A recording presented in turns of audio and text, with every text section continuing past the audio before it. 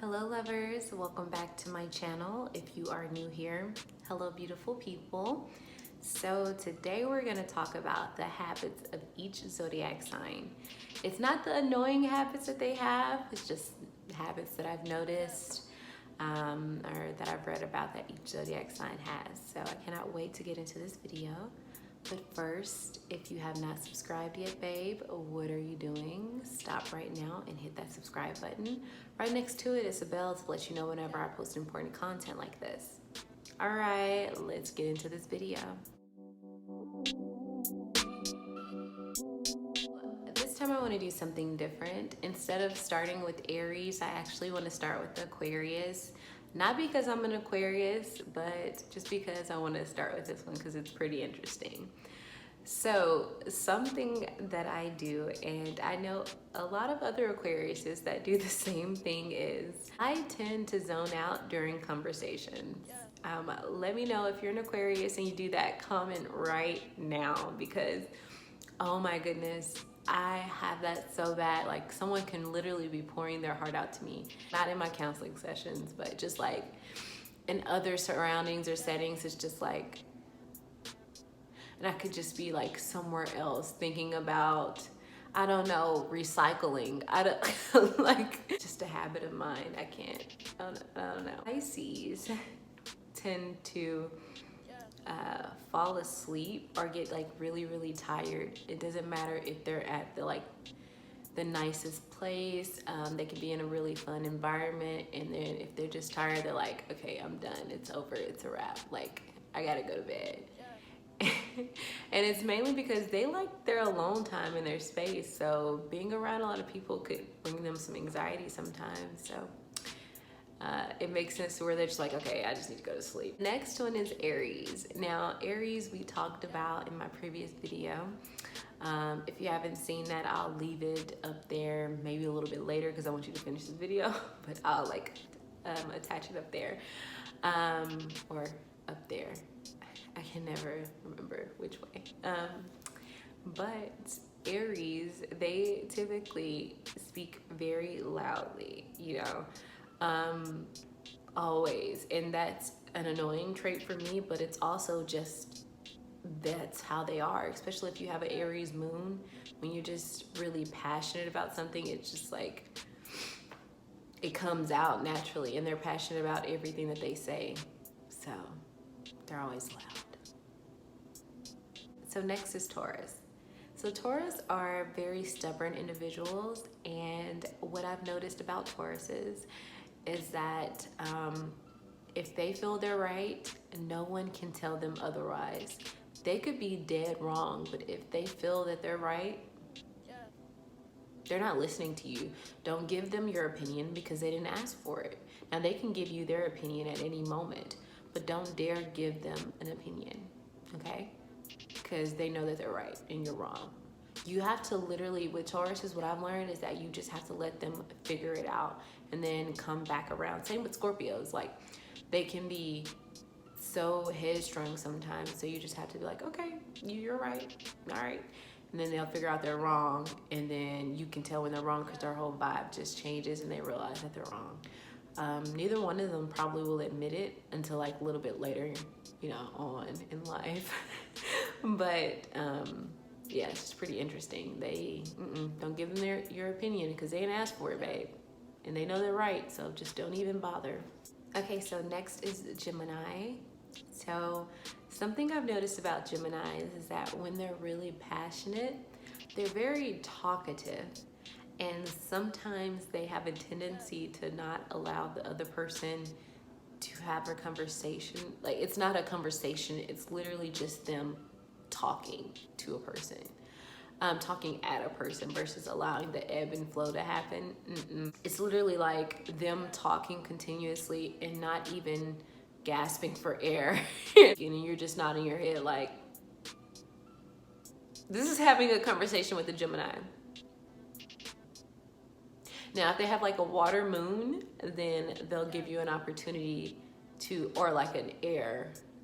But I can't imagine a Gemini with like a Capricorn moon. Ooh. Babe, you're not talking. You're not talking because they're motivating you. They have all these ideas and then they want to tell you how they're going to execute these ideas. Ooh, that's intense. Just be mindful of that. Like if you're talking to a Gemini and they're really passionate about it, just go ahead and just start nodding your head because more than likely you're not going to get a word in. Cancers are next. Now you know Cancers are, their animal is the crab.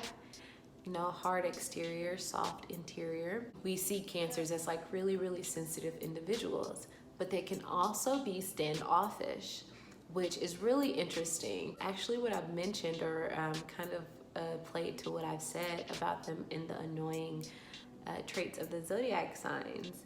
So they can literally be crying and then say, leave me alone, which doesn't make any sense. So that's that sensitive but standoffish type of vibe that they give. And I've learned so much. I've been researching a lot about Cancers because I know a lot of people in my life with a Cancer moon. My mom is a Cancer. So, you know, I just kind of wanted to know a little bit more about them.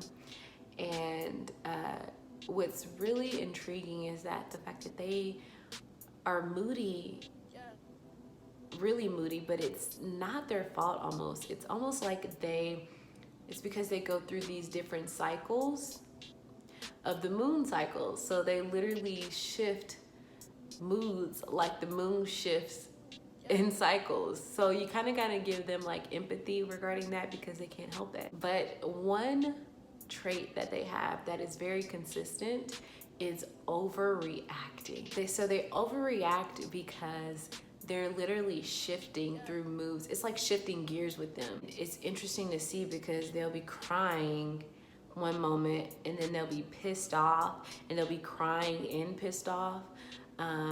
So they allow their emotions to get the best of them, and which causes an overreaction versus logic. Next sign is a Leo. Oh my gosh, Leos. Leos have a habit of always wanting to compete with somebody. It can literally be like, I'm gonna race you, like, and they just start taking off, like, or I bet you can't do this. They're always betting somebody to do something. They're always trying to play a game. You know, they're very, very competitive. And with that, they always want to win at everything. You have to let them win, okay? Because if not, then it's just gonna be an issue. Leads me to Virgo. So Virgos are very detail oriented. I like to say that versus saying they're very critical, because I see them and I understand them. But some people look at it as criticism. I typically look at it as being very detailed and noticing everything. And I think it's beautiful to notice everything, but with that, it can cause a lot of anxiety. So check on your Virgo friends. Because most of the time, they just notice too much and it's overwhelming. But one thing that I've noticed about Virgos is that they overanalyze every single thing. And another fun fact about them is that they play out this dialogue in their head, or they paint this picture in their head based on the data that they collected. Don't let the narrative stray from what they anticipated to happen. They cannot handle that. They will try to manipulate it to go their way. It's very upsetting to them. So the next sign, you know, I love Libras. Like, we are, oh my goodness, I love a Libra moon. I love Libras. They're very kind and gentle spirits. With that being said, since they're so kind and so gentle, it's very hard for them to make a decision. Just make a decision, babe. It's okay. I won't judge you. I promise. Just make a decision. We're waiting. We're waiting. Next sign is Scorpio. Now, Scorpios are meddlers, as I mentioned in the annoying traits about the zodiac signs. They meddle a lot. But the interesting thing is, they will not trust you until you've proven to them that you are worthy of their trust. So So don't expect you to go into a Scorpio's life and them to just fall head over heels for you unless they have like a water moon, okay? But even then, it's kind of like, I don't know if I would trust that either, because that screams to me manipulation. But everybody looks at that differently. They just have a knowing of all the bad traits that people can have. That's why you have to prove that you're worthy to be in a Scorpio's life. Next sign is Sagittarius. Hey babes, you guys have a tendency to be really, really blunt. And dang, y'all, you wanna tell them like that? You sure you wanna tell them like that? I mean, all right, if that's what you wanna do, babe. You can call them ugly and fat and stupid, and I don't know if it should have been said like that, but last but not least is Capricorn. Hey babes. So my Venus is in Capricorn and I get in trouble for this all the time. Capricorns have a tendency to be very, very sarcastic. It's fun at another person's expense. So that's what I've noticed Capricorns usually do. They're very funny, but it's usually at someone else's expense. So, all right, you guys, that sums up this video. So I want to hear from you. What have you noticed that are some habits for each zodiac sign? Comment right now what you've learned about the zodiac signs or your zodiac sign and what you realize your habits are. I'm curious to know. Again, if you have not subscribed yet, go ahead and hit that button. And I will see you in my next video. Until next time, lovers.